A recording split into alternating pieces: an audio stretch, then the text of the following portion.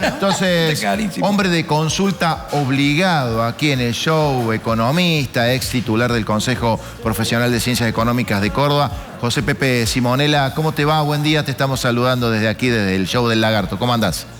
¿Qué tal, Néstor? Y ahí a todo el piso. Muy buenos días. Bueno, Pepe, te pregunto en primer lugar, ¿por qué se ha recalentado la economía nuevamente? ¿Por qué este salto del dólar blue que lo está alejando, ampliando la brecha del dólar oficial, con lo que eso implica? Porque si después el dólar oficial le sigue, ya sabemos lo que pasa con los precios y bueno... 55% de la brecha hoy. No se termina más la historia, ¿no?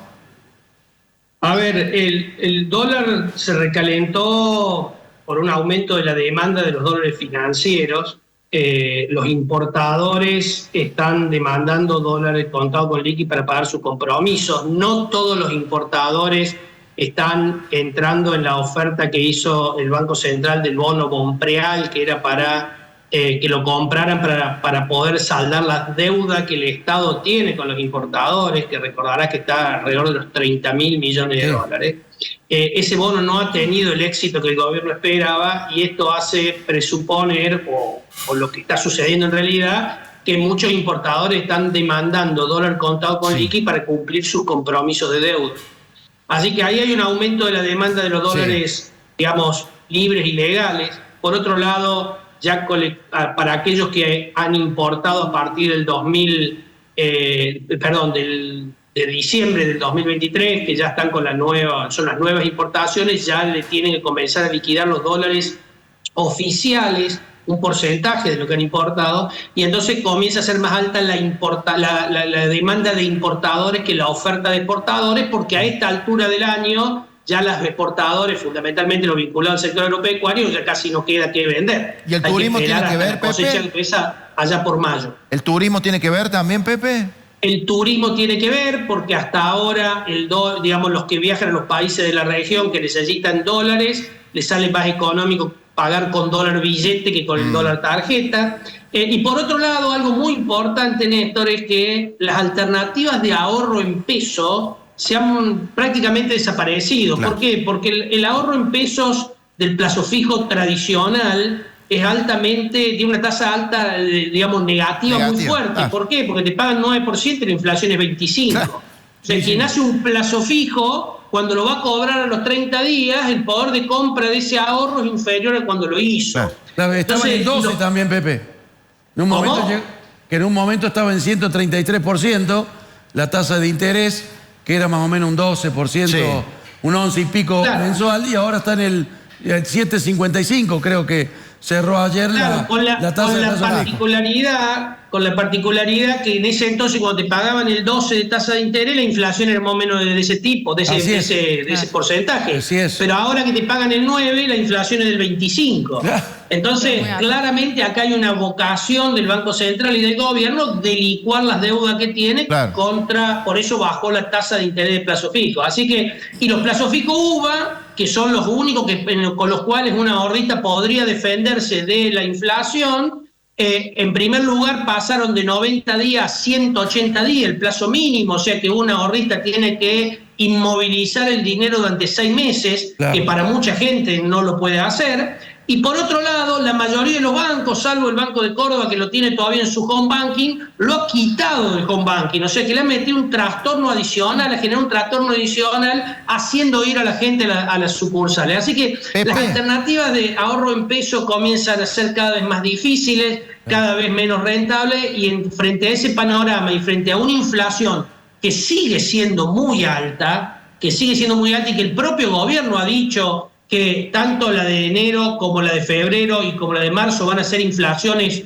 de 2 dígitos, alrededor del 20 y pico %. Entonces digo, frente a ese panorama, el ahorrista que tiene un excedente de peso, en lugar de dejarlo en plazo fijo, va y compra dólares, calentando el dólar MEP, que es el dólar libre y legal, que es el que siempre aconsejamos que compren, porque si tenés plata en el sistema financiero, plata que has pagado de impuestos, plata blanca, no tiene sentido que vayas a comprar el dólar informal cuando perfectamente, salvo que tengas préstamos a tasa subsidiada, etcétera, etcétera, que no podés acceder al dólar MEP, pero si no te conviene el dólar MEP. Así que hay una mayor demanda por un lado de dólares y una menor oferta, una inflación que erosiona los precios de todo, digamos, el poder adquisitivo de la moneda y aumenta los precios de todo, y entre eso también aumenta el precio del dólar. Te quería preguntar, porque ayer lo charlamos con la Vaca, algo que aclaras recién vos, de los plazos fijo UVA, que aparecía como una de las pocas alternativas que a la gente le queda. Para empatar, por lo menos. Para empatar, por lo menos, no para ganar, pero por lo menos para empatar. Para salir hecho, como se dice, ¿no? Sí. Con la inflación. Pero claro, ahora lo han pasado a 180 días. Era 30, ¿te acordás, Vaca? 30, después fue 90. 90 y ahora 180 días. O sea, inmovilizar fondos 180 días es una locura. O sea, es muchísimo. Y lo otro, bien decís vos, Pepe, esta estrategia de los bancos, de esconderlo, se hace muy difícil cuando vos vas a una web de un banco encontrar la posibilidad de hacer un plazo fijo UVA. Te la han puesto bien difícil. Esto tiene que ver para hacer el desincentivo a la gente, ¿no? De que invierte en plazo fijo UVA. Sí, porque los bancos no tienen que hacer, no tienen qué inversión hacer para empatar ese interés que pagan del UVA, ¿no? Entonces, claramente, como el Banco Central le ha quitado, ha eliminado la LELIQ y las ofertas de bonos que hace el Tesoro tienen, rinden menos que el UVA, porque si bien te ofrecen el SER, pero hoy se están comercializando a un sobreprecio, un tema más técnico, pero los bancos no tienen qué inversión hacer para recuperar lo que le pagan al ahorrista. Entonces, salvo bancos como los bancos oficiales que lo hacen en respeto a los ahorristas, muchos bancos privados, la mayoría te diría, lo ha quitado directamente de su página y tenés que ir a la sucursal. Y es todo un engorro poder realizar esa alternativa de inversión, que te diría, como bien decía la Vaca recién y vos, te sirve para empatarle la inflación, que no es poco.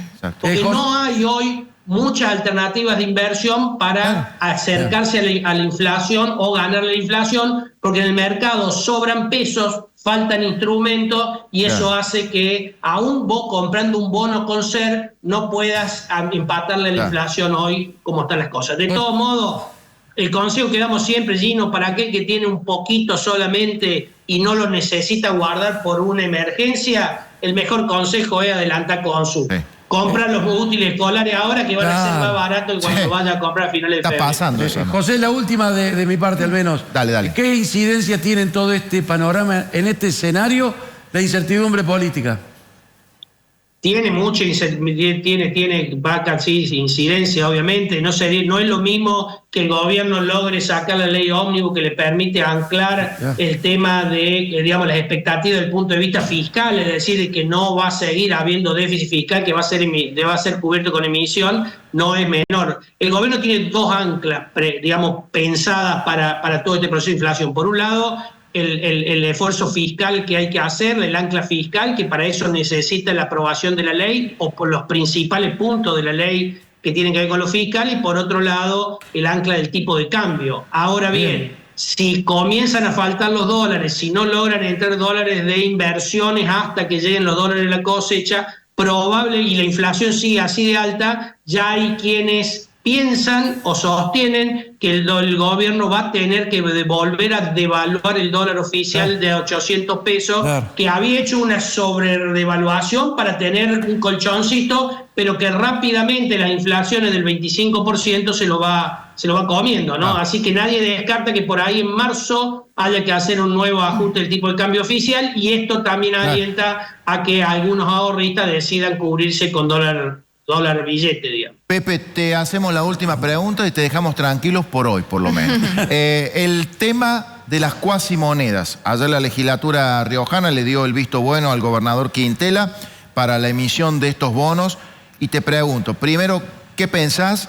Y si estamos frente a un fenómeno como sucedió allá a fines del 2000, principio del 2001, cuando estalló la economía en 1000 pedazos de Argentina, que la mayoría de las provincias argentinas, inclusive Córdoba mismo, tenían sus propias sus propios instrumentos de pago, sus propios bonos. Había bonos. El Secor y el Decor. Sí, sí, de todo tipo. Teníamos bonos para repartir, para gusto y piacere, como se dice habitualmente. ¿Estamos frente a ese posible fenómeno nuevamente?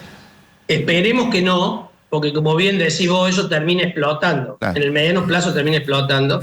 Ese sistema, esa solución que encuentran, en este caso el gobierno de La Rioja, para no reducir el déficit fiscal, es una solución de corto plazo y que perjudica a quien recibe ese bono, porque lo recibe a uno y cuando lo quiere comercializar, lo comercializa a 70. Es el tema. Sabemos que aparecen los especuladores de siempre, los que tienen espalda financiera, y transforman esos bonos con una quita muy relevante y lo cambia por peso. Hoy un riojano con esos bonos no va a poder salir de vacaciones a ninguna provincia vecina. Hoy no va a poder comprar o pagar seguramente ningún resumen de tarjeta de crédito de Banco Nacional, probable de un banco del resto de la Argentina. Seguramente lo va a tener que canalizar por su banco, por alguna caja de conversión que haga hacer la provincia. En definitiva, en el mediano plazo es ruinoso para los riojanos y para el gobierno de la Más inflación, Vaca. Va a generar más inflación, porque obviamente a vos te van a dar eso por 1.000, pero cuando vos vayas a comprar eso vale 700 u 800, con lo cual va a necesitar 1.200 para poder comprar lo que con peso lo compraría a 1.000. ¿Te acordás, Pepe? Y ustedes, chicos, ¿se acuerdan cuando estaban los Lecor acá? Vos ibas y comprabas, que primero fueron los Secor en la época de Mestre, después en el gobierno de la Sota los Lecor, y los Lecor eran nacionales. Vos ibas a comprar cualquier producto, un electrodoméstico, lo que fuera. Había un cartelito que decía, si usted paga en pesos, tanto por ciento de descuento. Si paga en Lecor, tanto por ciento. O sea, había como una especie de sobreprecio, o sea, una inflación paralela o más a la inflación que ya tenía en ese momento. Aparte, en las cuevas te daban el 70% encima, el 80%. Sí, tenías eso. Hay gente que se hizo millonaria con los bonos en Córdoba también, Así es, Vaca, con la particularidad que la cueva lo compraba el 70 o el 80, se daba vuelta y iba a las cajas de conversión de las provincias, disfrazada de venta de supermercado o lo que sea, y la provincia le daba el 100. Señor. Hay figuras muy conocidas de Córdoba en ese. Sí, tal cual. Hay varias. Tal cual. Sí, señor. Hubo varias.